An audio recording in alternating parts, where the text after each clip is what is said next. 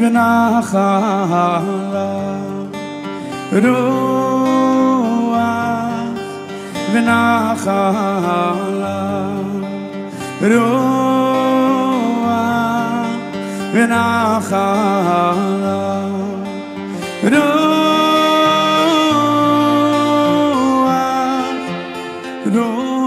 Hashem. Pessoal, bom dia. Paz e graça a todos. Pessoal, vamos começar ou retomar o nosso estudo do primeiro livro de Samuel. Nós estamos no capítulo 15. Vamos orar primeiro. Senhor, nosso Deus, nosso querido Pai, nós queremos te agradecer por essa manhã. Estamos na tua casa, diante da tua palavra, que é a tua verdade. Nós precisamos do teu Santo Espírito para entendermos. Guia-nos e que tudo aconteça conforme a tua vontade. Amém e amém. Vamos ler alguns versos. Primeiro livro de Samuel, capítulo 15. Diz assim: Então disse Samuel a Saul: Enviou-me o Senhor a ungir-te rei sobre o seu povo, sobre Israel. Ouve, pois, agora a voz das palavras do Senhor. Assim diz o Senhor dos Exércitos: Eu me recordei do que fez Amaleque a Israel, como se lhe opôs no caminho quando subia do Egito. Vai, pois, agora, fere a Amaleque e destrói totalmente a tudo que tiver, e não lhe perdoes. Porém matarás desde o homem até a mulher, desde os meninos até aos de peito, desde os bois até as ovelhas, e desde os camelos até aos jumentos. Que Saul convocou ao povo, os contou em Telaim 200.000 homens de pé e 10.000 homens de Judá. Chegando, pois, Saul à cidade de Amaleque, pôs emboscada no vale. E disse Saul aos queneus: Ide-vos, retirai-vos e saí do meio dos amalequitas, para que não vos destrua juntamente com eles, porque vós usastes misericórdia com todos os filhos de Israel. Quando subiu do Egito, assim os queneus se retiraram do meio dos amalequitas. Então feriu Saul aos amalequitas desde Avilá até chegar a Sur, que está de frente do Egito. E tomou vivo Agag, rei dos amalequitas, porém a todo o povo destruiu ao fio de espada. E Saul e o povo pouparam Agag, que é o melhor das ovelhas e das vacas, e as da segunda ordem aos cordeiros, e ao melhor que havia, e não os quiseram destruir totalmente, porém a toda coisa vil e desprezível destruíram totalmente. Então veio a palavra do Senhor a Samuel, dizendo: Arrependo-me de haver posto Saul como rei, porquanto deixou de me seguir e não cumpriu as minhas palavras. Então Samuel se contristou e toda noite clamou ao Senhor. Tá bom, até aí, gente. Esse capítulo 15 que nós entramos hoje é um momento bem complicado na vida do rei Saul. Digo a respeito do relacionamento dele com Deus. E a tarefa dele de ser rei de Israel, ele vai entrar numa fase muito difícil, porque nesse capítulo aqui, a relação dele com Deus vai piorar bastante, porque ele vai cruzar uma linha de perda do favor de Deus. É o que a gente está falando desde o início, né? Ele está construindo um caminho de derrota. Ele está construindo um caminho de perda. O rei Saul, ele caiu muito rápido, né? Ele não conseguiu ficar muito tempo no poder. E esses 3 últimos capítulos que a gente tem estudado, nesse tempo, está falando dessa descida dele, né? E também vai nos ensinar, nesse capítulo de hoje, uma das razões pelas quais tantas pessoas não têm longevidade em seus chamados. Ok? Porque muitas pessoas não têm longevidade em seus chamados. É bom a gente revisar isso, porque a gente está diante de tantos episódios onde a gente vê pessoas, não é, que fazem coisas boas e não conseguem permanecer na posição. A gente está numa cidade que isso aqui é bem claro, né? Várias pessoas poderiam estar fazendo coisas grandes e não estão mais. Vamos lá, vamos para o versículo 1, ainda na história do rei Saul e a sua decadência. Então disse Samuel a Saul, lá vem o Samuel de novo: enviou-me o Senhor a ungir-te rei sobre o seu povo, sobre Israel. Ouve, pois, agora a voz das palavras do Senhor. Já havia um tempo, né? O tempo passou aqui e Deus deixou Saul agir sob o seu próprio critério como rei independente. Ele fez muitas coisas, né? Ele resolveu fazer as coisas sozinho, e Deus, por um tempo, Deus deixou Saul viver de forma independente. Ele ganhou algumas coisas, perdeu, tal, e ele vem aprontando já faz tempo. Agora a gente vê Deus novamente enviando o profeta Samuel, como se fazendo um segundo teste, ou uma outra tentativa, para ver se ele consegue assumir o papel dele como monarca de Israel, debaixo das ordenanças de Deus. Deus está insistindo com esse cara, já perceberam? Porque ele já fez suficiente para Deus varrer ele do mapa. Mas quando o profeta vem novamente a ele, trazendo a palavra, porque é a palavra de Deus, o texto está dizendo: veio, pois, o profeta Samuel a Saul, e ele diz: agora ouve a palavra do Senhor. Ou seja, Deus vai falar novamente com Saul através do profeta. Deus está disposto a gastar mais um tempo com ele. Vocês conseguem pensar sobre isso? Diante dos nossos erros, Deus com mais uma tentativa de falar conosco?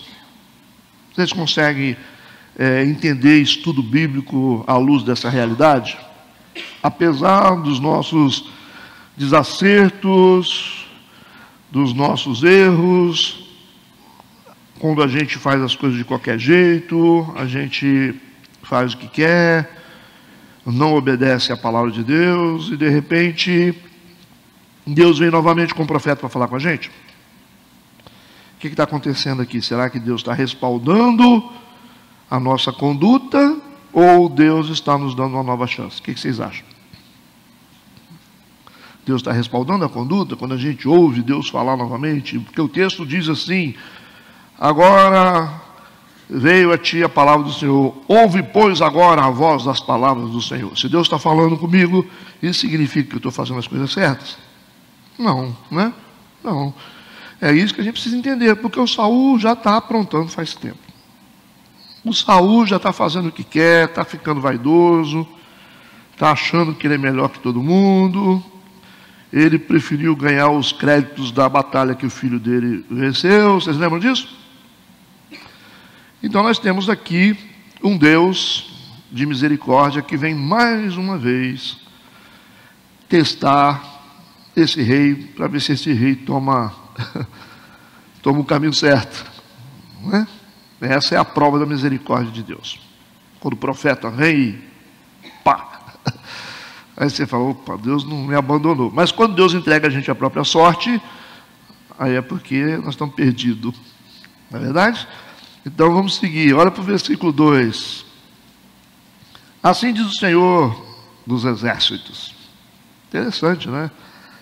Samuel já chega dizendo: assim diz o Senhor dos exércitos. Já fala da grandeza de Deus diante dessa situação. Ele diz: eu me recordei do que fez Amaleque a Israel, como se lhe opôs no caminho quando subia do Egito. Olha só, Deus está falando através da boca do profeta Samuel. Ele disse: eu me recordei. Não quer dizer que Deus esquece. Isso significa que Deus havia dito algo, Deus havia liberado uma palavra num tempo passado, e que agora, nesse tempo, Deus vai cumpri-la. Ok? É isso que ele está dizendo. Então, quando a gente olha aqui, a gente vê, se eu me recordei, como se Deus se esquecesse. Deus não é gente, né? Deus não é ser humano, Deus é Deus. O que é Deus? Deus é Deus. Ele é Deus, não dá para... a gente sempre brinca dizendo, Deus não é gente não, Deus é Deus. É verdade, Ele é Deus. E ele está dizendo, eu me recordei, ou seja, eu estou entrando na fase do cumprimento de uma palavra que eu dei lá atrás. Ele tem que cumprir a palavra dele. Porque Deus, ele vela por isso, pela palavra dele. Ele é cumpridor da própria palavra. Deus é submisso à sua própria palavra. A palavra de Deus é maior do que a reputação dele. Para cumprir a palavra, às vezes Deus fica mal diante dos homens. Entende? Por que a palavra é superior à reputação de Deus? Porque para cumprir o que ele diz, para cumprir a palavra dele, muitas vezes ele é incompreendido. Muitas vezes Deus, assim... não é bem entendido, mas Deus não está preocupado com a reputação dele, está preocupado com o nome dele. Maior do que tudo é o nome dele. Ele é o Deus que ele vela e zela pelo próprio nome, pela sua palavra, não pode negar a si mesmo. E como eu disse, talvez em alguma reunião aqui, eu lembro, que Deus, se ele não cumprisse a palavra assim, dentro de um sistema espiritual lógico, Deus teria que morrer. Entendeu? Porque a Bíblia diz que ele não pode negar a si mesmo. Então, se Deus, ele negar quem é ele, o que a palavra diz sobre ele, se ele contrariar a palavra que ele disse, o sistema poderia matá-lo. Consegue entender o que eu estou falando ou não? Não quer dizer que alguém vai matar Deus. Mas ele está tão sujeito à palavra dele, que se ele não cumprir o que ele disse, como ele fez com Abraão, poxa, ele deu uma palavra para Abraão que está cuidando de Israel até hoje. Israel não merece muita coisa também não, né? Pelo que os fariseus fizeram com Jesus, mas Deus está preso a uma promessa que ele fez a Abraão. Esse é o problema. Ele está sujeito a essa promessa. E por mais que o povo de Israel seja um povo desobediente, né? Que não aceitem a Jesus, né? Não aceita Jesus, não. Mesmo assim, Deus vai continuar protegendo esse povo. Por quê? Porque ele está preso a uma promessa, a uma palavra que ele deu a Abraão. É isso. Então, quando Deus fala alguma coisa, a própria palavra dele é maior do que ele, então ele não pode quebrar a palavra, porque ele não pode negar a si mesmo. A Bíblia não diz que se nós formos infiéis, Deus permanece fiel? Por quê? Porque ele não pode negar a si mesmo. Entenderam o caráter de Deus? Então vamos lá. E agora, o texto está dizendo que Deus disse através do profeta, eu me recordei do que fez Amaleque a Israel. Ele falou, estou lembrando o que aconteceu lá atrás, ele está dizendo, quando o povo saiu do Egito. Os amalequitas, ou seja, ele vai cobrar agora a conta dos amalequitas. Sabe quantos anos tem? 500 anos tem. 500 anos do que aconteceu lá atrás. Ele começa a especificar através da boca do profeta. Eu me recordei do que fez Amaleque, que é o líder dos amalequitas, o rei dos amalequitas, a Israel, como se lhe opôs no caminho, quando subia do Egito. Ele diz, quando o meu povo estava saindo do Egito, que o povo precisava de água, e Moisés deu água para o povo, ele está dizendo isso aí. Logo após esse momento tão difícil, tão sensível, o povo estava fragilizado, os amalequitas se aproveitaram da situação e massacrou o povo de Israel. Ele falou assim, eu estou lembrando disso. Como que se lhe opôs no caminho quando subia do Egito? Os amalequitas, naquela época era outro rei. E aí ele vai dizer o seguinte, vai, pois agora, cumprimento da palavra, e fere a Amaleque, o rei dos amalequitas. Ele diz, e destrói totalmente a tudo o que tiver, e não lhe perdoes, porém, aqui está o porém, matarás desde o homem até a mulher. Deus está falando. Desde os meninos até aos de peito. Puxa. Até as crianças de peito você vai matar. Aí fica difícil ler um texto desse para vocês. Vocês têm uma visão romântica de Deus? Pessoal que tem uma visão romântica de Deus, né? Eu volto a dizer para vocês, Deus não é Deus de pessoas, Deus é Deus de princípios. Ok? A coisa mais importante para Deus se chama princípios espirituais. Porque os princípios de Deus não morrem, mas as pessoas morrem. Não é verdade? É isso que nós precisamos entender. Para vocês entenderem Deus, para vocês andarem com Deus, vocês precisam entender isso. Se Deus tiver que destruir uma nação de milhões e milhões de pessoas, Ele vai fazer. Você não tenha dúvida disso. Apóstolo, mas Deus vai fazer isso exatamente, porque a Bíblia diz que Deus, Ele é fiel para cumprir todas as suas promessas. Só que você tem que terminar de ler o texto, tanto de bênçãos como de maldição. Ele cumpre a promessa dele, tanto de bênção como de maldição. E pela quantidade de gente que a gente já viu aqui na Bíblia que morre, e não importa que tipo de gente que é, a gente percebe que Deus está além de relacionamento com pessoas. Ele tem relacionamento com pessoas, mas ele é muito maior do que isso. Certo? Deu para entender ou não? Deus vai chegar a hora e vai ficar com dozinho da gente. Se Ele fizer isso, Ele não é Deus. Se Ele fizer isso, Ele não é Deus. Ele precisa trabalhar sobre os princípios dele. E por isso que Ele disse, Abraão, se tiver um justo lá, eu salvo a cidade. Não tinha. Eu preciso de um justo para poder fazer alguma coisa. Sem justo não tem como. Os amorreus, eles tinham tanto problema com Deus, mas não tinha chegado a hora ainda de Deus tratar os amorreus. Ele falou assim, a medida dos amorreus ainda não chegou em cima do nível, a taça deles não encheu ainda.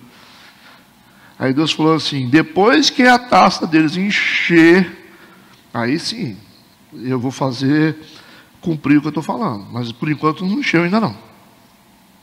Compreendeu? Então a medida dos amorreus tinha que encher, era um tempo. Só que aqui, a taça dos amalequitas encheu. E gastou 500 anos para encher. Entendeu? E ele disse, então agora você vai destruir tudo. Você vai destruir tudo. Homem, mulher, menino, soldados, criança de peito. Aí Deus foi específico. Porque às vezes falar tudo, o cara não entende. Tudo o quê? Tudo. Se você vê uma minhoca no chão, você pisa nela. Mas é desde das crianças até as ovelhas. Mas as ovelhas a gente podia aproveitar, né? Não, falou tudo. E desde os camelos, mas camelo não tem, é útil, não, também tudo. Até o jumento. Não, jumento não, gente. Jumento é um troço caro. Então Deus falou, vai destruir tudo. Vocês conseguem dormir com esse barulho? Vocês poderiam sair daqui hoje e falar assim, poxa, mas que Deus é esse, hein? Que Deus é esse? Que manda matar crianças. Não. Não, Deus não é difícil, não. Difícil é a vida. Deus é bom. Difícil é a vida. Ele é bom. Ele é bom. Por que Deus está dizendo isso? Por que Deus está falando isso com Saul? Porque o Saul é o rei. Está na mão dele, quer ser rei. Você tem que resolver isso, cara. Isso vai ser cumprido agora através das minhas mãos. Deus vai fazer cumprir através das mãos de Saul. Ok? Ele é a bola da vez. Para a gente entender isso aqui, a gente tem que voltar um pouquinho lá em Êxodo, capítulo 17. Volta um pouquinho. Êxodo 17, versos de 8 a 14. Vamos voltar um pouquinho para você entender a história. Tem que voltar bem lá atrás. Na época do Moisés. Olha onde a gente vai voltar. Vamos voltar lá 500 anos atrás. Êxodo 17, versos de 8 a 14. Então veio Amaleque. O que a gente aprende aqui? Se esse nome aparece aqui, aparece lá na frente. Que Amaleque não é um nome, é um título. Certo? Não tem como esse cara ter vivido tanto. Entende o que eu estou falando? Então esse é um título dos reis dos amalequitas. Então veio Amaleque e pelejou contra Israel em Refidim. Por isso disse Moisés a Josué, estamos na época do Moisés e do Josué, escolhe-nos homens e sai a peleja contra Amaleque, e amanhã eu estarei sob o cume do outeiro, e a vara de Deus estará na minha mão. E fez Josué como Moisés lhe dissera, pelejando contra Amaleque, mas Moisés, Arão e Hur subiram ao cume do outeiro. E acontecia que quando Moisés levantava a sua mão, Israel prevalecia. Mas quando ele abaixava a sua mão, Amaleque prevalecia. Porém, as mãos de Moisés eram pesadas, por isso tomaram uma pedra e a puseram debaixo dele para assentar-se sobre ela. E Arão e Hur sustentaram as suas mãos, um de um lado e outro do outro, assim ficaram as suas mãos firmes até que o sol se pôs. E assim Josué desfez a Amaleque, ao seu povo, ao fio da espada. Ok? Desfez assim, parcialmente. Ok? Então disse a Moisés, escreve isto para a memória num livro. Entenderam agora? Escreve isso para a memória num livro e relata-o aos ouvidos de Josué, que eu totalmente hei de riscar a memória de Amaleque de debaixo dos céus. Isso. Eu vou fazer esse povo desaparecer do mapa. Mas vai precisar de um tempo. Entenderam agora? Deus tem seus motivos aqui. Deus está mexendo as peças. Então a sentença de Deus saiu nessa época aqui de Moisés e Josué. Mas agora a palavra de Deus tem que se cumprir pelas mãos de Saul. Entendido? Entendido? Deuteronômio, capítulo 25, vamos para o verso 17. Vamos ver o que ficou escrito. Vamos ver se eles escreveram mesmo. Que Deus falou. Deus só escreve aí, tá? Registra em cartório aí o que eu estou falando. Ele falou assim, eu vou varrer os amalequitas da face da terra. Aí Deuteronômio, lembra-te do que te fez Amaleque no caminho, quando saías do Egito. Viu aí? Como te saiu ao encontro no caminho e feriu na tua retaguarda todos os fracos que iam atrás de ti, estando tu cansado e afadigado e não temeu a Deus. Ele está relatando aqui minuciosamente, na lei está escrito, ó, vocês estão vendo que está registrado aqui no cartório de Deus que Amaleque atacou vocês, feriu vocês, na retaguarda de vocês, todos os fracos que iam atrás de ti, todas as pessoas que estavam doentes, as pessoas que estavam enfraquecidas, saindo do Egito, as pessoas mais vulneráveis, está falando. Eles aproveitaram e mataram as pessoas mais vulneráveis que estavam saindo do Egito, mais fracas. Certo? E quem são as pessoas mais vulneráveis e as mais fracas? Os amalequitas mataram as mulheres, mataram as crianças, mataram os animais. Entendeu o que eles fizeram? Isso está gravado no livro de Deus. E Deus não gostou desse negócio, não. Ele falou, que covardia é essa? Essa é a lei da guerra? Não é? Essa é a lei da guerra? Então Deus falou, tudo bem. Aí Deus não tem pressa, né? O pessoal achar que Deus tem pressa. Deus tem pressa. A gente fala que Deus tem pressa. Deus não tem pressa, não. Você pode ficar tranquilo. Deus espera a gente até morrer para poder colocar outro no lugar da gente. Não tem pressa nenhuma. Mas Deus vai fazer como? Para a gente fazer? Não, Ele espera a gente morrer, espera o outro crescer, o cara nasce, é concebido, cresce e tal, né? Tranquilo. 33 anos para Jesus crescer, né? E começar o ministério, né? 30 anos começar o ministério e durar 3 anos, tanto tempo, né? 3 aninhos de ministério e 30 de preparação. Moisés, cara, preparado 40 anos, depois mais 40, 80 anos, para servir 40, 120 anos de vida.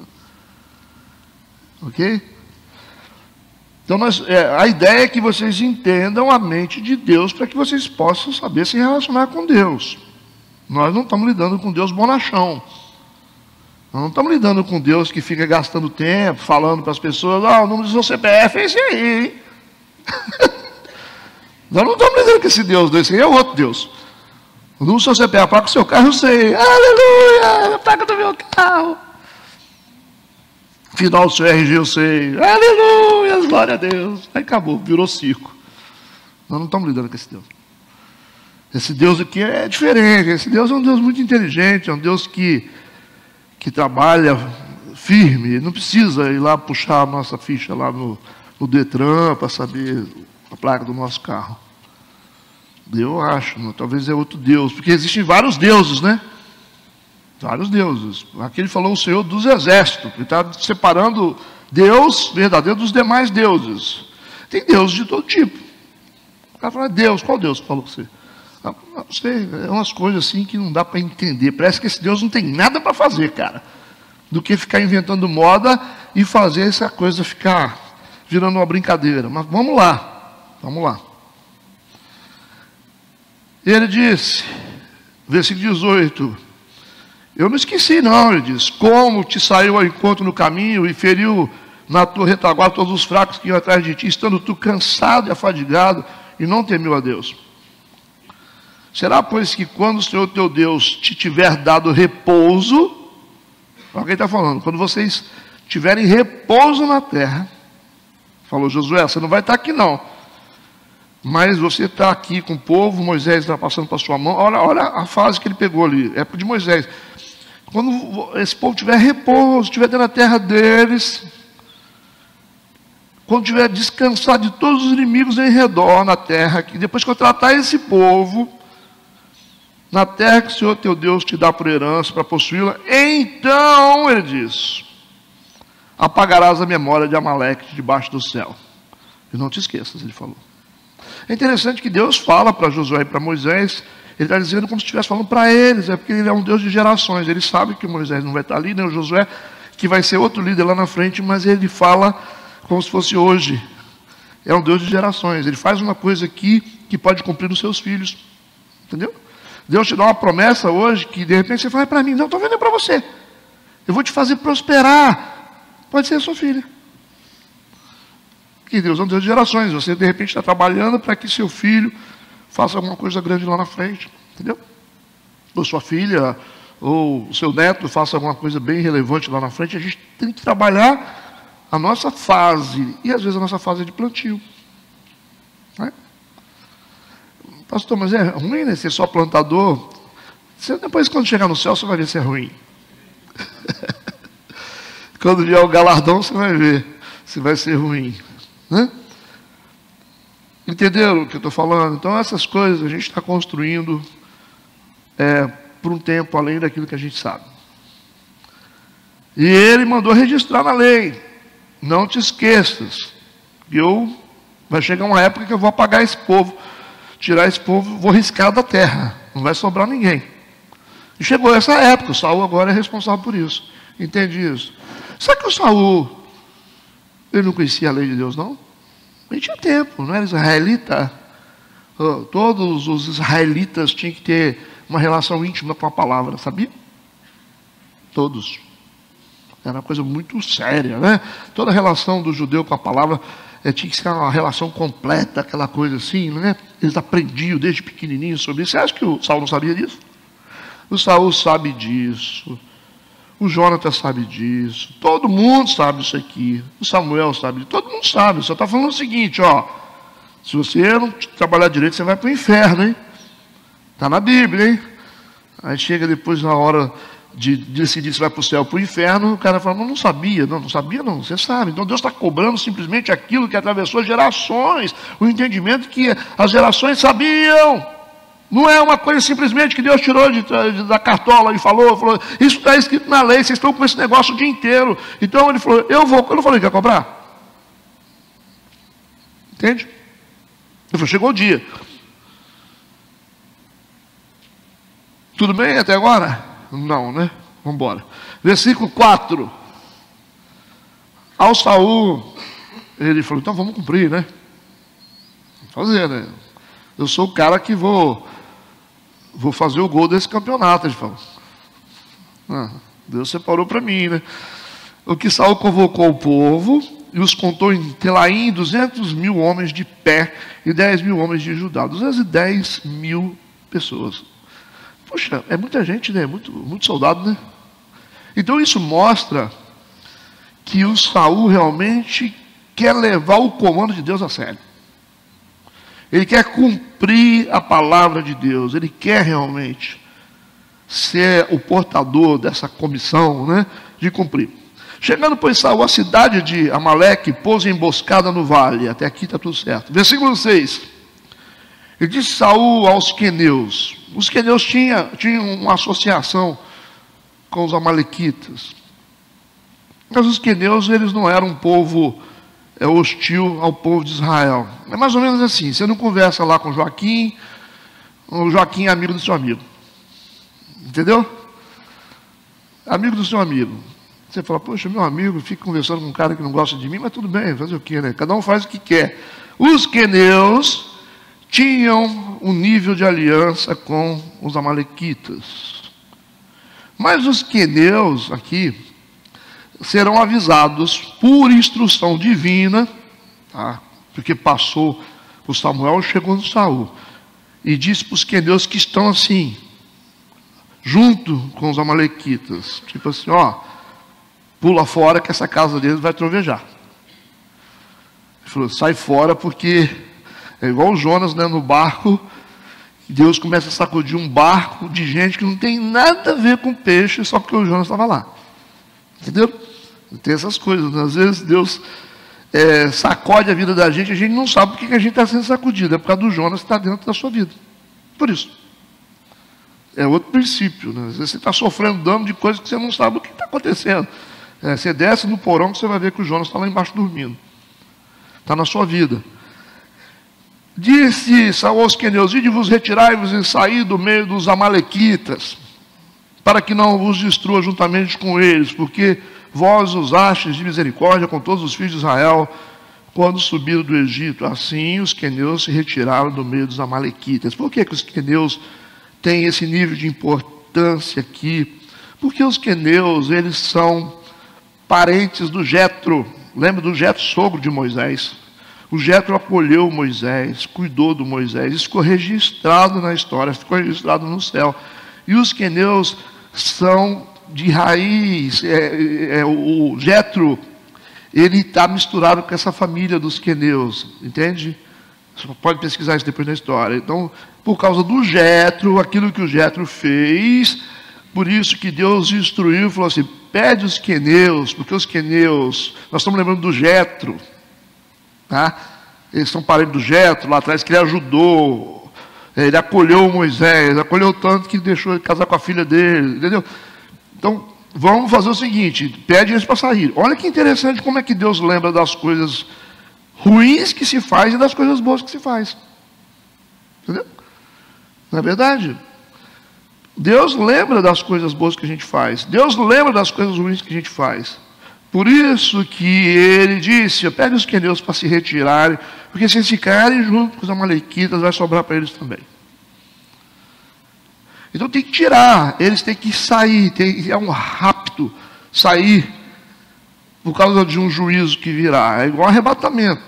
Por que a igreja tem que sair da terra? Por que a igreja tem que sair? Por causa do juízo que virá. O arrebatamento é isso. Por que o Ló teve que sair correndo? Lembra disso, Sodoma e Gomorra? E Deus falou, sai rápido e não olha para trás com a família. Deus não é Deus. Deus podia dizer assim, olha só, espera um pouquinho. Ló, eu sou Deus, pode sair devagarinho. Que o mal não vai entrar. Aí o Ló, pode Deus, pode? Posso sair tranquilo? Eu sou Deus, eu seguro o mal aqui. Porque Deus não pode segurar o mal. Deu para entender? Por que ele manda sair rápido? Porque Deus não pode segurar o mal que foi liberado. A caixa de Pandora abriu, acabou, irmão. Nem Deus dá conta mais. Consegue entender ou não? Porque o mundo espiritual é cheio de princípios. Não adianta você falar, ah não, mas aconteceu isso, Deus podia, Deus não, tem coisa que Deus não pode, Deus não muda a palavra dele, certo? Você colocou o dedo na tomada, você vai tomar choque, você pode ser criança, você pode ser idoso, você pode ser bonzinho, você pode ser de oração, coloca o dedo na tomada ali e vê se você não toma choque. Pega o mais santo aqui, da igreja, e fala assim, ô santo, faz favor, bota o dedo naquela tomada lá, para ver se o choque diminui. Não, melhor, pega mais forte, vai lá em mais de 1000, lá no poste. Sobe lá. Não, eu sou santo, eu oro. Quem ora mais aqui em jejum? Estou em jejum. Tá bom. Sobe lá no poste e coloca a mão naquele cabo lá. Entendeu o que eu estou falando? Pastor, se eu mandar uma criança, subir, vai morrer também. Sim. Porque é um princípio estabelecido. Deu para entender? Eu estou tentando esmiuçar para você entender. É um princípio estabelecido. O mundo espiritual é um princípio estabelecido. O mundo espiritual é uma casa de leis. Se você quebra a lei quebra você. Igual você está aqui. Eu estou nesse ambiente aqui. Nós estamos cercados de leis aqui. Ou não? Tem leis físicas aqui? Ok? Ah, vou descer correndo essa escada aqui. Será que essa escada vai descer correndo? Não tem um corrimão aí não, hein? Tem certeza, pastor? Tem uma lei aí que vai te jogar no chão, hein? Não é a lei? Tem lei termodinâmica aqui dentro? Tem. Ou não? A gente está aqui dentro de um ambiente que a gente precisa, está calor, a gente precisa de refrescar. Tá, mas Deus podia fazer ficar fresquinho, né? Nós somos crentes. Não. Você vai ter que entrar num processo, tem que ter um equipamento com um processo para poder trabalhar dentro da lei, tirando o ar quente e colocando o ar frio. Deu para entender? São leis. O mundo espiritual é regido por leis. A gente precisa entender isso, por leis. E se você quebra a lei quebra você. Você pode ser criança, você pode ser animal, você pode ser idoso, você pode ser bonzinho, você pode ser crente. Não tem jeito. Tudo.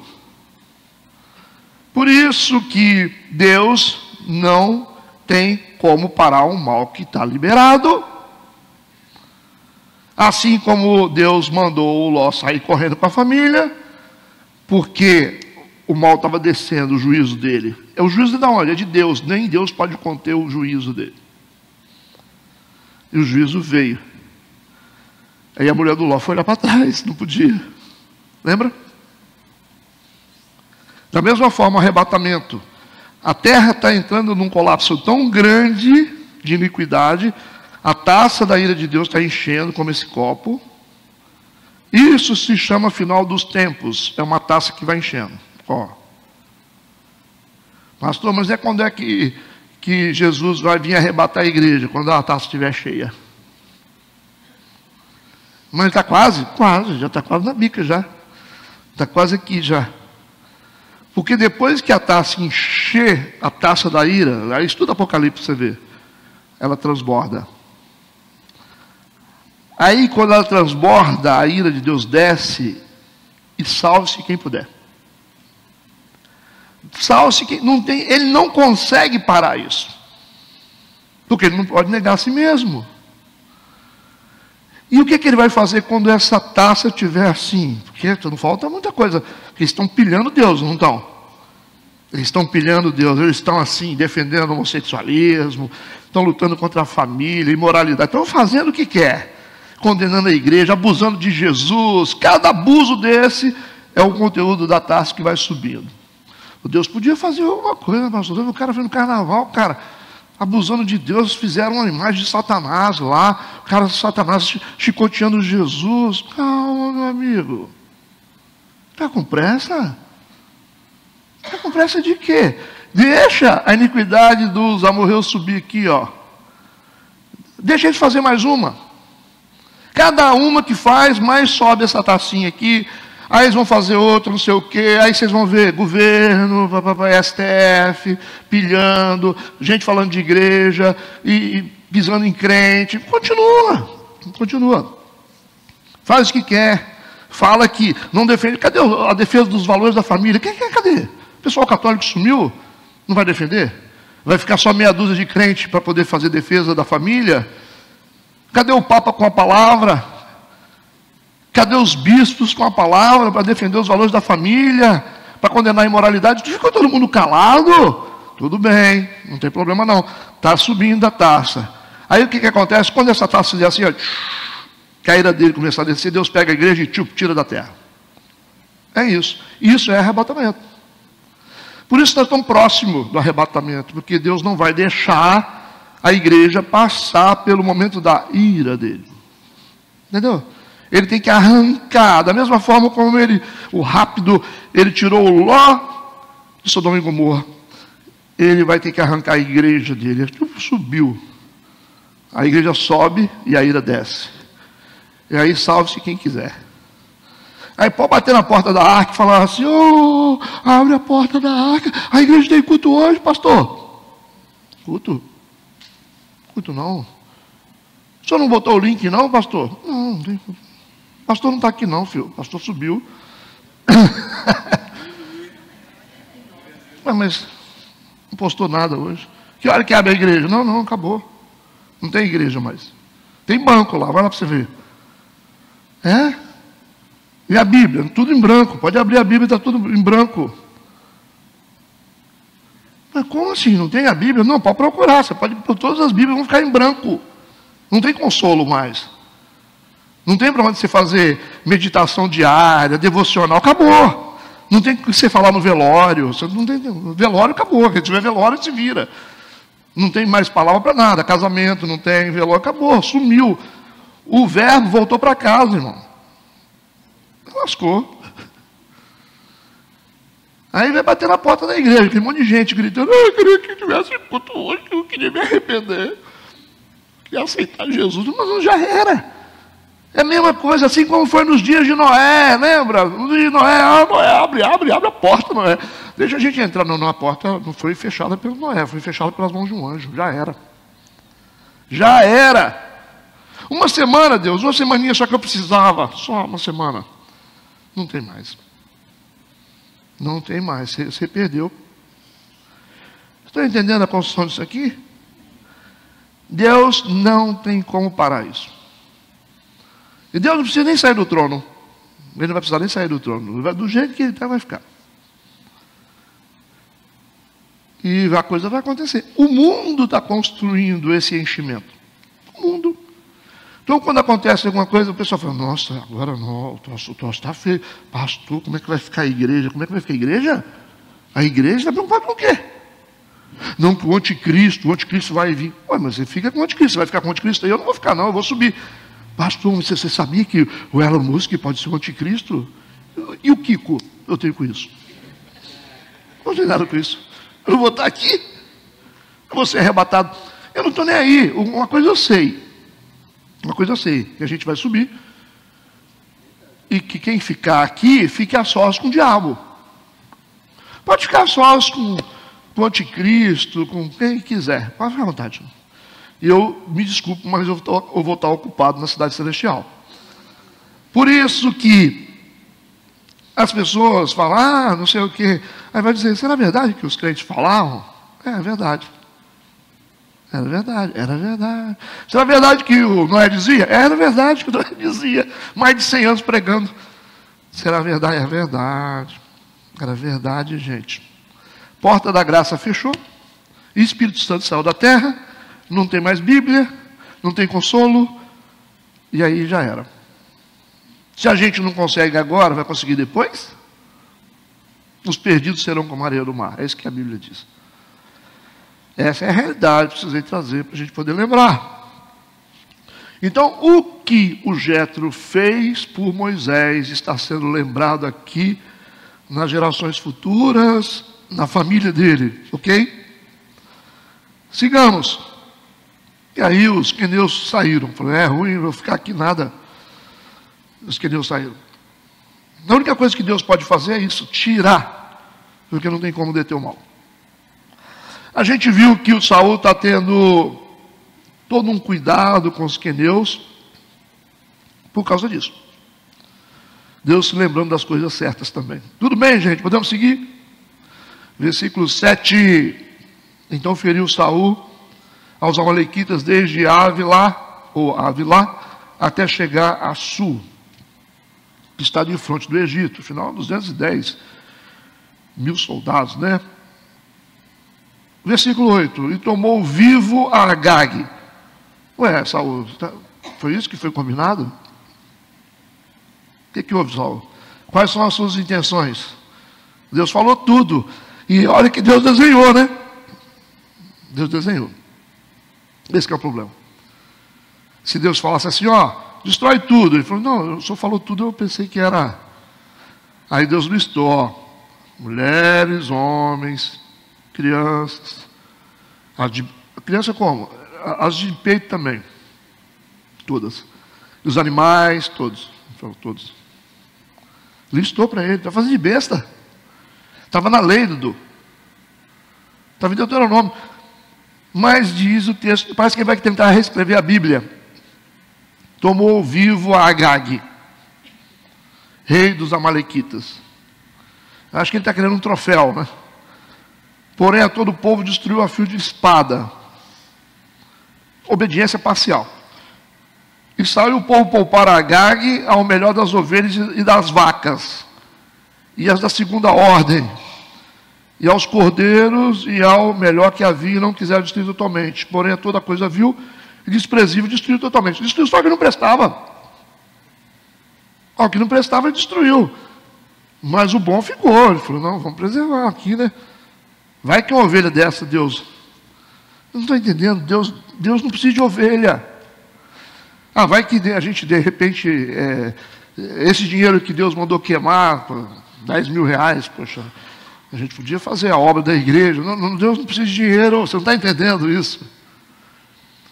Pastor, mas se eu der 10 mil para a igreja, que não é questão de valores, é questão de fidelidade, você não está entendendo. É o princípio. Deus não enxerga dinheiro, Deus enxerga princípios. Deus não enxerga gente, Deus enxerga princípios. É isso.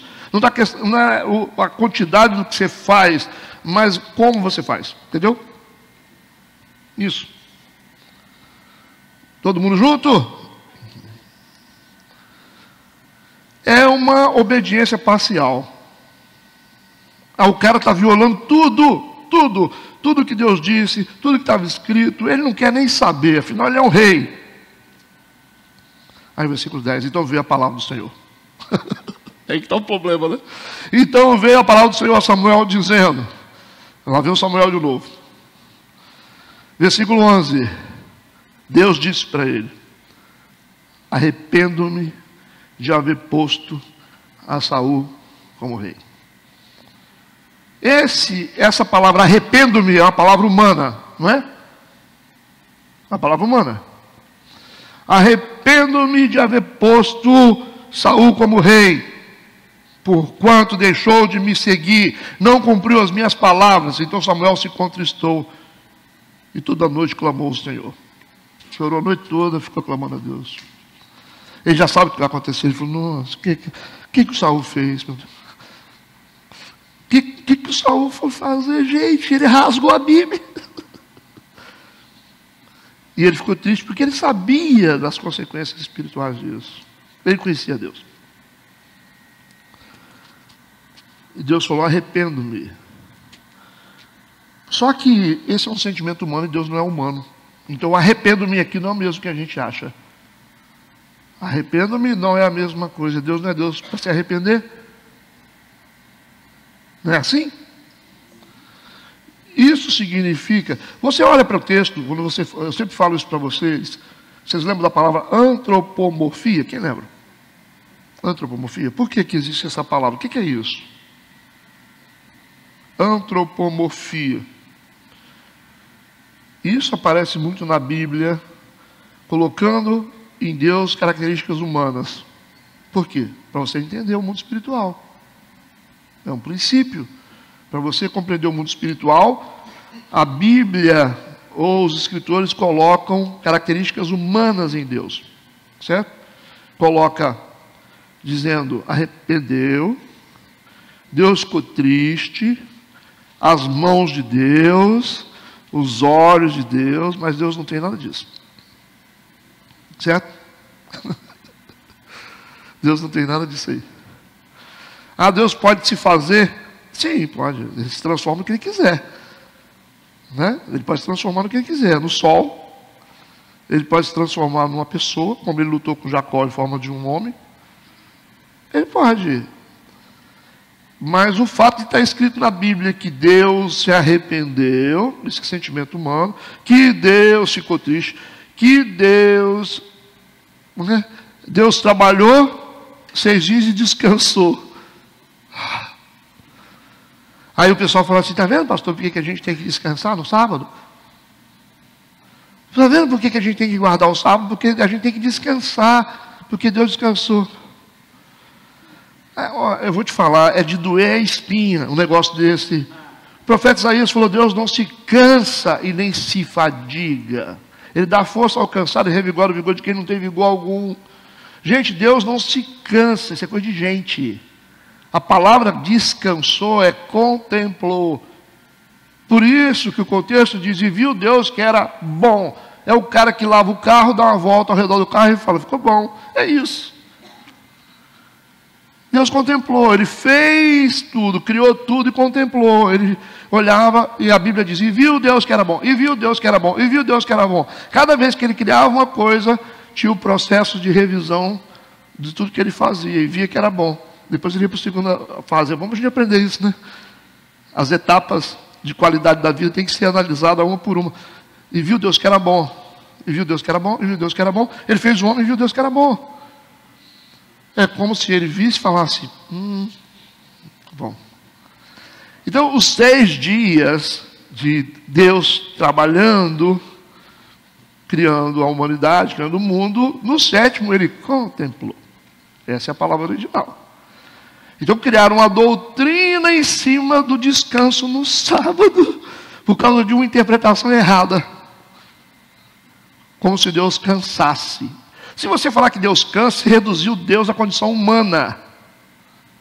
Se você falar que Deus se esquece, você reduziu Ele à condição humana. Se você falar que Deus se arrepende, você reduziu Ele à condição humana. Você pegou Deus e achatou Ele assim, ó. Para você compreender, é só você ver no que Deus se transformou para salvar a humanidade. Na condição ínfima do universo. Que é homem. Homem é limitado.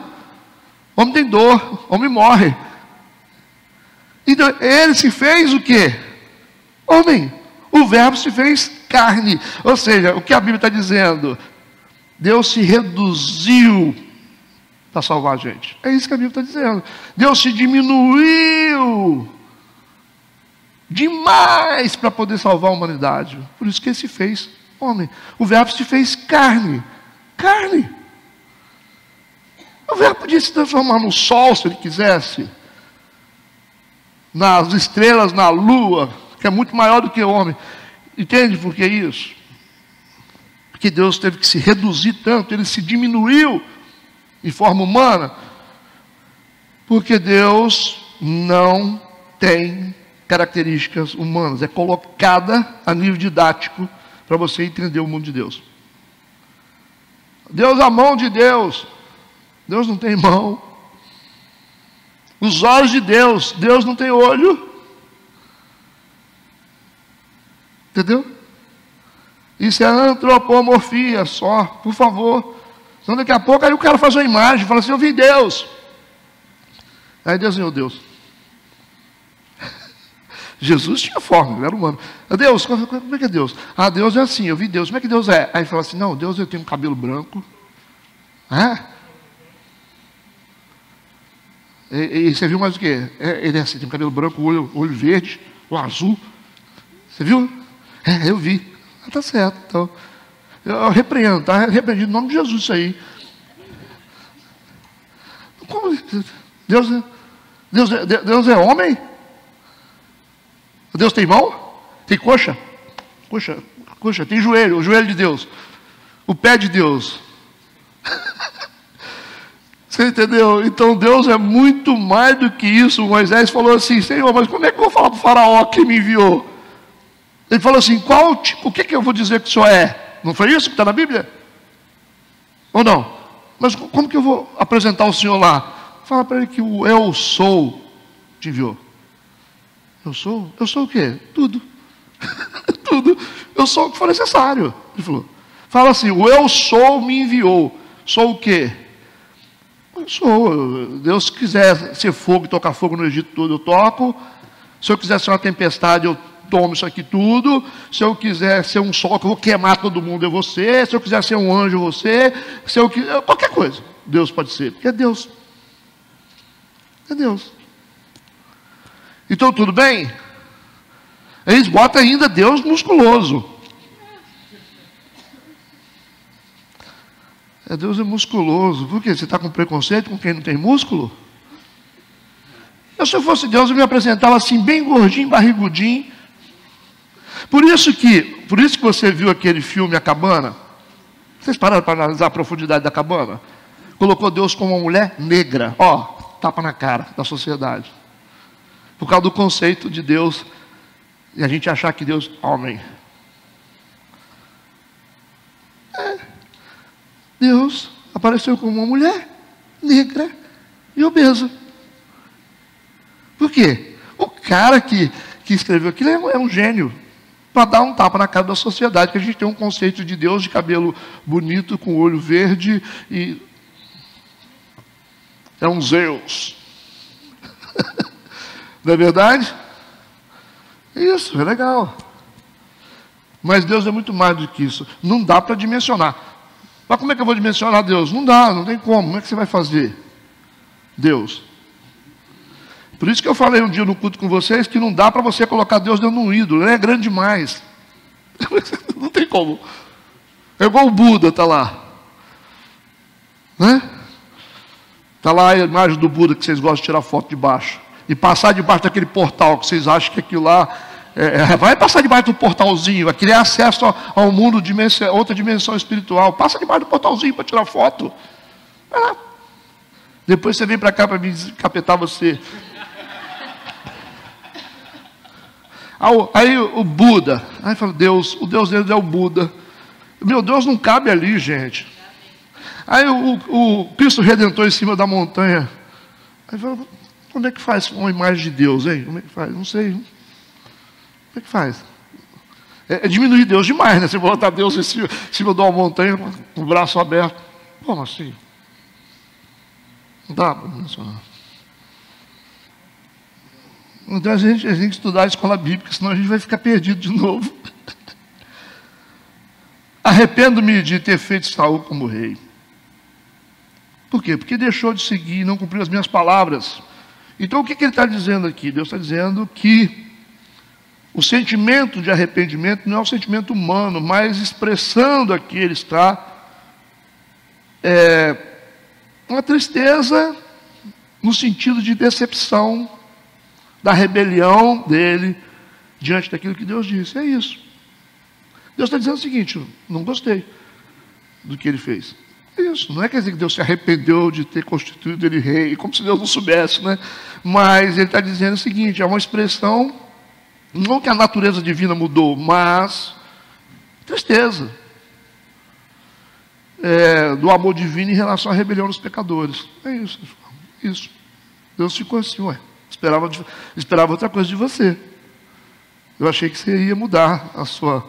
Eu deixei você à vontade para ver se você mudava, mas não é isso que aconteceu. Números 23, versículo 19, por favor. Números 23, versículo 19. Esse texto é importante. Deus não é homem. É isso que está escrito? Vírgula. Para que minta. Porque isso é sentimento humano. Nem é filho do homem para que se arrependa. Porque isso é coisa de gente. Porventura diria ele, não o faria, ou falaria e não o confirmaria. Entendeu? Deus é muito maior do que essas coisas. Vamos para o versículo 12 agora.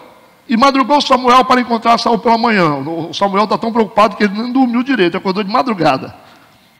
E anunciou-se a Samuel dizendo: já chegou Saul ao Carmelo, e eis que levantou para si uma coluna. Ah, é? Ele levantou para ele mesmo como se fosse um altar. Ele levantou para ele mesmo, parece que ele estava feliz que ele venceu os amalequitas e fez o que ele queria. Ele ergueu, né, o monumento para ele mesmo, é o que está escrito aqui.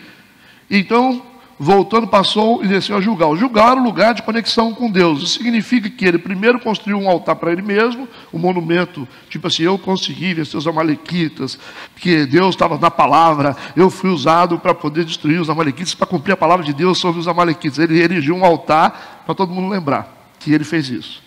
E depois ele foi para Gilgal. Gilgal é o lugar onde se conecta com Deus. O Gilgal era o lugar onde o cara era um lugar sagrado, onde as pessoas tinham um relacionamento com Deus. Significa que ele primeiro adorou a si mesmo, para depois adorar a Deus. É isso que está escrito aqui. Versículo 13. Veio, pois, Samuel a Saul. E essa chegada do Samuel que é pesada, gente, porque o profeta Samuel, quando ele vinha na nação, assim, você podia preparar as pernas para tremer, cara. Quando chegava, assim, igual, cara, o homem de Deus, quando ele chegava no mensageiro de Deus, você podia esperar alguma coisa. E aí o texto diz que veio, pois, Samuel a Saul, e Saul lhe disse: bendito sejas tu do Senhor, cumpri a palavra do Senhor. Saul disse: bendito sejas tu do Senhor. É igual o cara falar aleluia, amém. Entende? Ele espiritualizou a coisa. Isso é fraseologia espiritual, né? O cara está fazendo um monte de coisa errada, daqui a pouco, aí você chega para pegar o cara para conversar com ele: a paz de Cristo, meu irmão, glória a Deus. É mais ou menos isso que ele fez, que ele disse para o Samuel: bendito sejas tu, Samuel, do Senhor. Ele falou: cumpri a palavra do Senhor. Ele falou: eu cumpri a palavra do Senhor.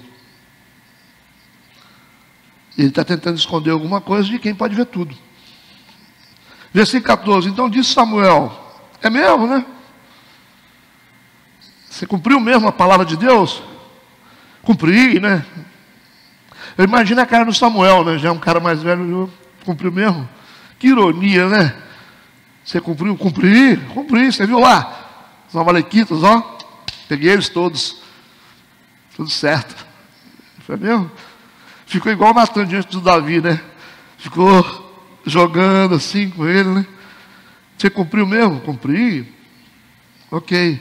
Ele falou: mas por que eu estou então ouvindo um barulho aqui, um balidozinho de ovelha no meu ouvido aqui, ó? Estou ouvindo as ovelhinhas lá gritando, igual os cabritos. Ele falou assim: por quê? Não estou entendendo, não, é? Você cumpriu mesmo? Ele falou assim: mas não era para mim estar ouvindo esse. Ele falou: tem uma coisa errada. É um troço interessante, né? A ironia dele. Diante da farsa do Saul, ele falou: tá, se você realmente cumpriu a palavra de Deus, por que eu estou ouvindo ali atrás das cabanas as ovelhas berrando? Você não tinha que ter matado? É isso que ele está falando. Por que eu estou ouvindo mugido de vaca? Esse mugido é diferente, isso é vaca de amalequita, hein? Eu estou ouvindo um barulho mesmo. Gente, isso é tão interessante. Diante da hipocrisia, ele está dizendo assim: o erro emite som, emite sinais. É igual o cara que fala assim: eu trato bem minha mulher. Mas por que ela só fica chorando então? Entendeu? É o cara que fala assim: não, eu sou um homem de Deus. Tá? A sua mulher está cheia de hematoma ali, eu vi o braço dela todo roxo. Entendeu isso aqui? É isso aqui que está falando. O braço todo roxo lá. Todo dia ela chega com um rosto diferente aqui. Não, mas eu estou tratando bem minha mulher, rapaz. Rapaz, você precisa ver como é que eu faço com ela. Eu faço tudo que precisa. Eu falei: mas a cara dela não está aparecendo não, viu? Mulher chega assim, ó, chorando, toda marcada. Não, acho que é errado, né? Mas eu faço tudo que Deus quer. Mas então, por que a sua igreja está afundando? Essas perguntas que a gente tem que fazer. Esse é o barulho da ovelha. Esse é o balido, é o mugir das vacas. Entendeu isso? Por quê? Então, o erro, ele vai emitir sinal. Tudo bem, cara, você é espiritual, por que você mente? Você é de Deus, por que você não vem na igreja? Por que essas vacas estão mugindo? É isso que ele está falando. Tem uma pregação aqui, né? Você fala tanta coisa, as coisas estão tudo dando errado para você. É igual o cara está falando, que você é perfeito, mas acabou tudo. Você não tem dinheiro, você não tem família, você não tem paz, você não tem espiritualidade. Como é que você está firme na rocha? Não está firme na rocha, não. Está igual estaca no brejo. Às vezes você pergunta para o cara, beleza, tudo estima, na paz. Se melhorar, vira festa. O cara está morto. Está morto. Então, o Samuel só fez essa pergunta. Então, tudo bem. Já que você fez o que Deus mandou, não era para ter ovelha berrando e não era para ter o mugido de vaca. Eu estou ouvindo. Deixa de ser hipócrita. Porque o seu pecado está emitindo som. Entendeu? As evidências estão dizendo que não. Versículo 15, disse Saul: de Amaleque as trouxeram. Ele falou, eu trouxe, não, as trouxeram. Porque o povo poupou o melhor das ovelhas e das vacas para as oferecer ao Senhor teu Deus. O resto, porém, temos destruído totalmente. Ele falou assim, a gente só trouxe as vacas, o povo trouxe as vacas, porque os outros, terceirizou a culpa.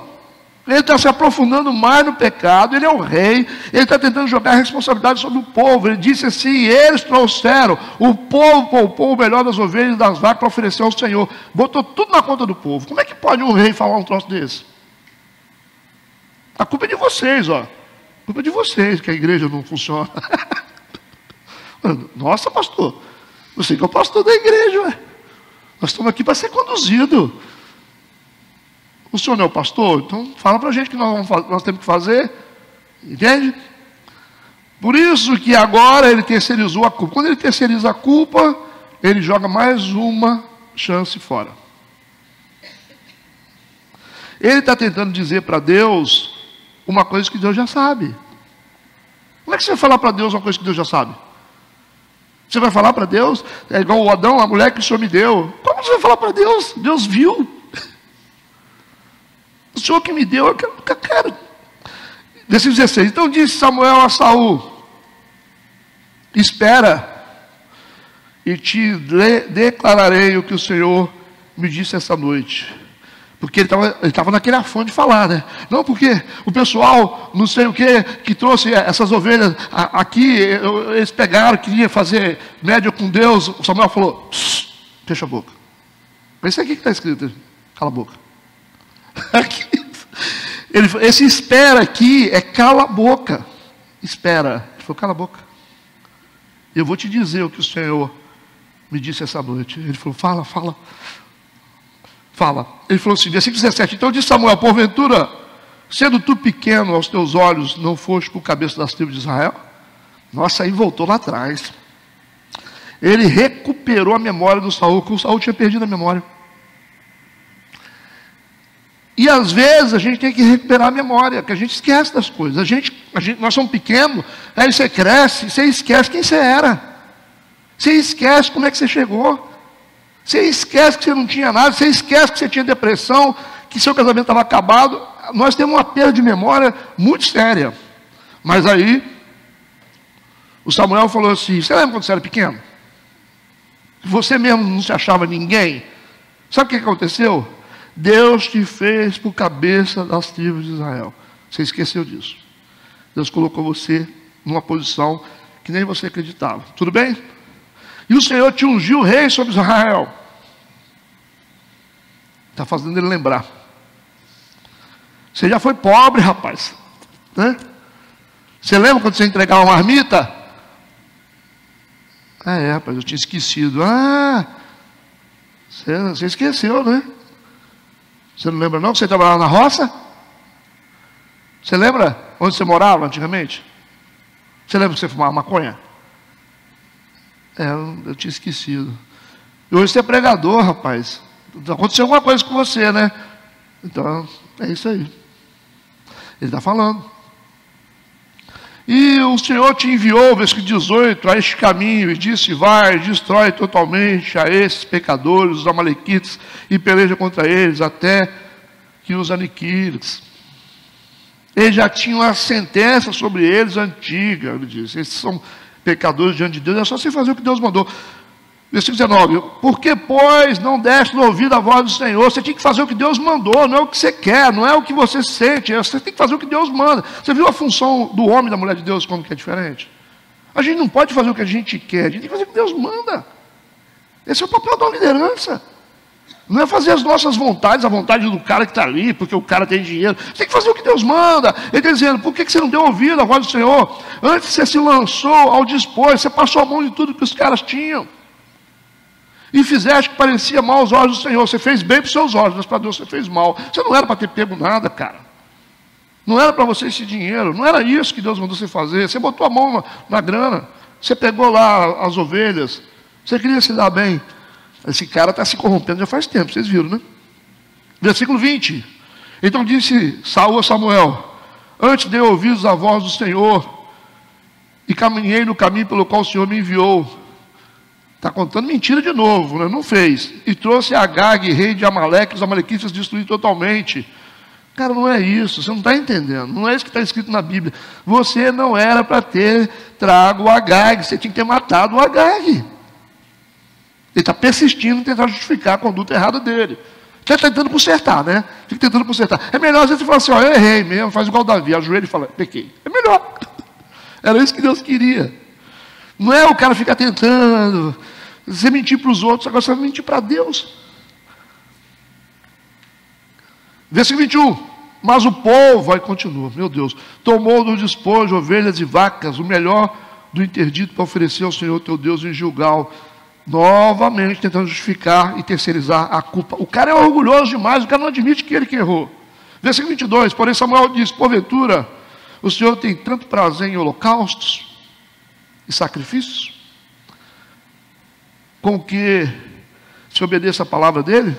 Ele está dizendo o seguinte, poxa vida, vocês têm que entender que mais importante para Deus é a obediência. É o maior sacrifício que um homem ou uma mulher pode fazer para Deus é obedecer. Vocês podem fazer o que vocês quiserem, vocês podem entregar dízimo, vocês podem ir para o monte, vocês podem fazer igual São Francisco de Assis, bater nas costas com chicote, pode ficar sem comer, quantos dias vocês quiserem. Isso não tem poder nenhum para uma pessoa desobediente a Deus. Isso aí é um tapa na religião. Porque as pessoas querem fazer um monte de sacrifício, não, porque eu estou orando de madrugada, porque eu estou jejuando 3 dias sem comer. Você é um besta, você está jejuando, vai comer, cara, é melhor você comer, você é desobediente. Você desonra seu pai e sua mãe, então não adianta jejum para você. Não adianta jejum para o cara que desobedece, desonra pai e mãe, desonra a autoridade, o cara que trata mal o cônjuge. Não adianta, pode fazer jejum do jeito que você quiser, isso é coisa de tolo. O maior sacrifício que uma pessoa pode fazer é obedecer. É tentar fazer a vontade de Deus e não a nossa. Por isso que ele diz, Deus não tem prazer em sacrifícios e holocausto, mas Ele prefere que você seja uma pessoa obediente. E obedeça a palavra, porque é melhor obedecer do que sacrificar. Essa palavra é conhecida, hein? Melhor obedecer do que sacrificar. E atender a Deus é melhor do que a gordura de carneiro, ele falou. Então, todos os sacrifícios religiosos que vocês fazem sem obediência, isso não vale nada. Você pode entregar 30 mil de dízimo na igreja. Se você não tem obediência à palavra, está claro isso? Esse é um ponto importante para a gente aprender. A obediência é melhor que o sacrifício, mas quando a obediência falha, só sobrou o sacrifício. Só conserta com sacrifício depois. Não tem jeito. Está em desobediência, irmão? Agora sacrifica lá. Vai ter que sacrificar, mas eu tenho que perdoar. Fulano tem. Você não desobedeceu a palavra de Deus, agora você vai ter que ir lá pedir perdão. Ou vai ter que perdoar. Consegue entender a conexão? Versículo 23. Porque a rebelião, ele diz, a rebelião, lutar contra aquilo que Deus já disse, é como pecar de feitiçaria. E porfiar, que é competir, ou igual ele queria, o glamour da coisa, é como a iniquidade e a idolatria. Ele disse, você é desobediente, isso é como feitiçaria. Você trouxe um feitiço sobre a sua vida. Você sabe das coisas, você enfeitiçou toda a sua geração e sua vida. E ele disse, e querer engrandecer, é iniquidade e idolatria isso aí. Você está se idolatrando. Porque por quando tu rejeitaste a palavra do Senhor, Ele também te rejeitou a ti para que não sejas rei. Ponto. Bate o carimbo. Acabou. Aí acabou. Aí versículo 24. Aí já, o balde já entornou, já era. Então disse Saul a Samuel, pequei, por quanto tenho transgredido a ordem do Senhor e as tuas palavras, porque temi ao povo e dei ouvidos à sua voz. Ele ampliou a justificativa, porque agora ele está dizendo que ele ficou com medo do povo. Por isso que ele deu ouvido à voz do povo. Só ampliou a justificativa, mas não consertou ainda. Versículo 25, agora, pois, rogo-te, perdoa o meu pecado, e volta comigo para que adore ao Senhor. Ele falou, volta comigo, vamos fazer um altar de sacrifício. Porque ele quer evitar a sentença que já foi proferida. Ele não quer perder o reino dele. Porém, versículo 26, Samuel disse a Saul, não voltarei contigo, ele falou. Porquanto rejeitaste a palavra do Senhor, e já te rejeitou o Senhor, para que não sejas rei sobre Israel. Gente, isso aqui é um processo, não foi uma coisa instantânea. É um processo que está sendo construído lá atrás, lembra lá no início? A gente tem 3 capítulos que a gente está falando sobre isso. Então não foi assim. Versículo 27. E virando-se Samuel para se ir, Samuel falou, tchau, hein? Virou as costas. Aí quem é que está na forma já? Davi. Está na forma. E virando-se Samuel para ir, ele lhe pegou pela orla da capa e a rasgou. Ele foi tentar segurar o Samuel. Samuel continuou andando. O manto que o Samuel estava usando rasgou. Nosso doido, profético esse negócio, né? Esquisito, né? Tipo assim. O cara está tentando lutar com uma coisa que já está decretado, aí de repente o manto rasga. É igual como eu falei com vocês, quando você vê que uma pessoa erra e a outra vem pedir perdão, às vezes o inocente vem pedir perdão, já viram isso? Doideira, não é isso? O inocente vem pedir perdão, a vítima vem pedir perdão. Eu vi essa coisa acontecer. A vítima pediu perdão e o ofensor ficou. Aí eu falei, já era. Manto rasgado. Deus deu chance, irmão. Quando você pede perdão a uma pessoa, a outra pessoa pede perdão para você também. Mesmo sem ter culpa. Perdão é assim. Pô, me perdoa. Não, você também me perdoa, também errei também. Às vezes nem errou. Esse é o perdão. Pô, perdoa, também errei com você errou comigo. Agora, quando o ofensor, Deus cria uma oportunidade para o ofensor se acertar. Aí a vítima vem e pede perdão, porque Deus induziu ela, levou ela a fazer isso, e a vítima fala, me perdoa. E o ofensor fica assim. Falei, já era. Eu bati o olho, falei, manto rasgado, acabou, cara. Deus dá chance, acabou, cara. Chance que teve para consertar, continuou pisando na pessoa. Falei, aí pode sapatear, acabou. Vai para o anonimato ministerial. São esses detalhes.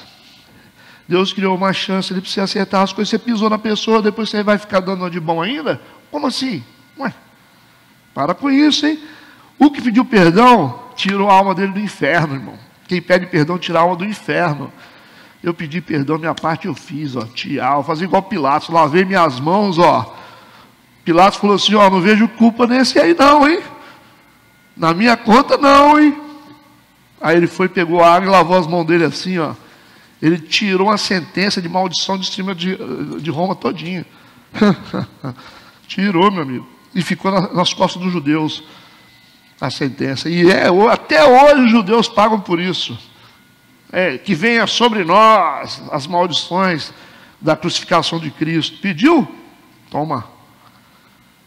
Agora os romanos, o cara governador, o Pilatos, o cara podia falar assim, manda matar. Ele falou, estou vendo defeito nesse cara, não vi um crime nesse cara. Vocês querem matar Jesus mesmo?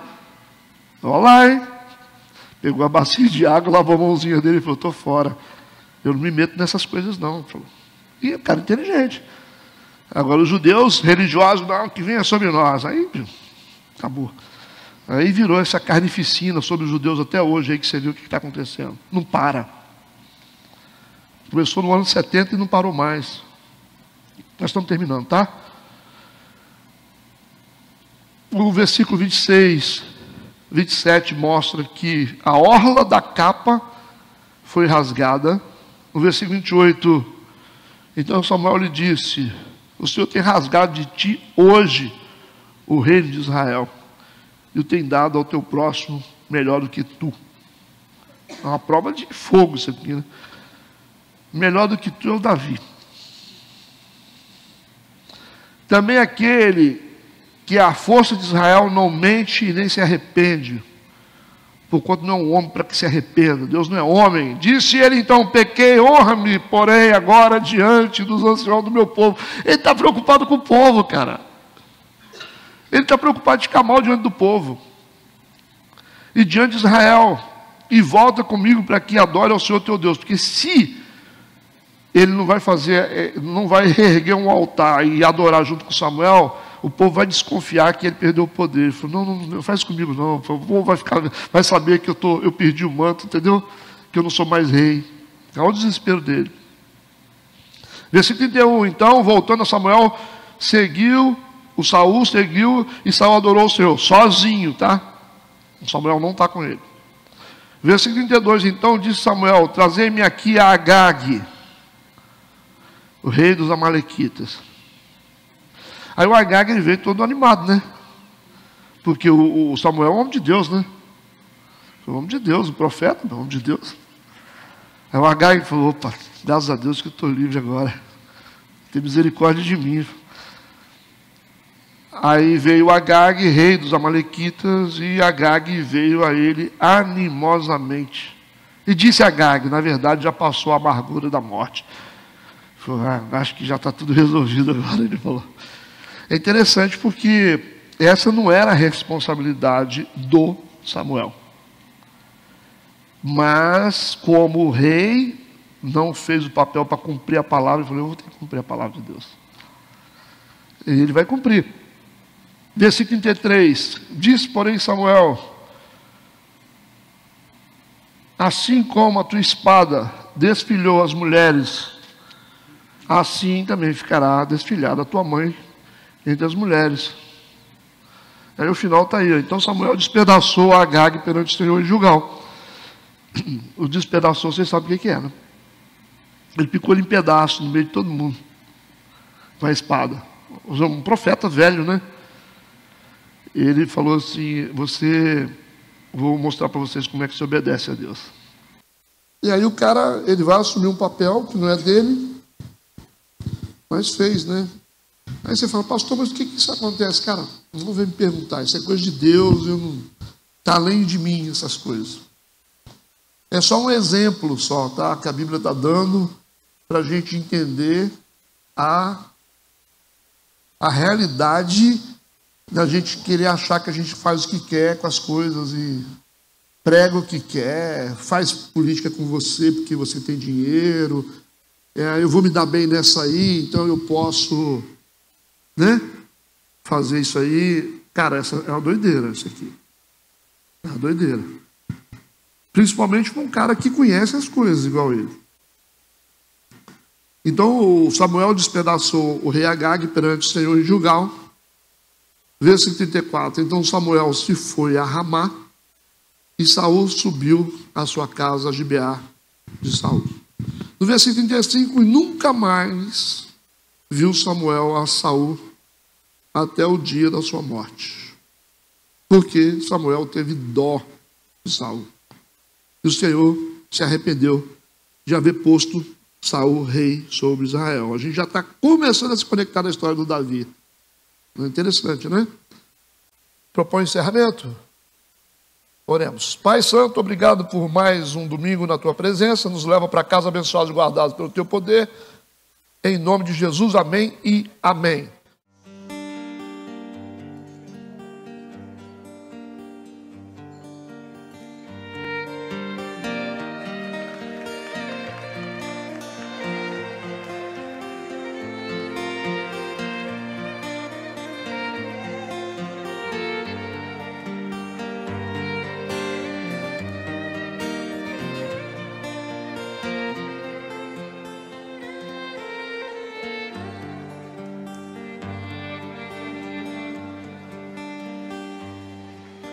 ונחלה רוח ונחלה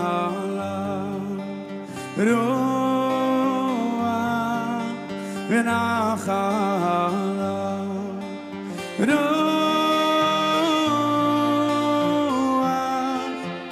רוח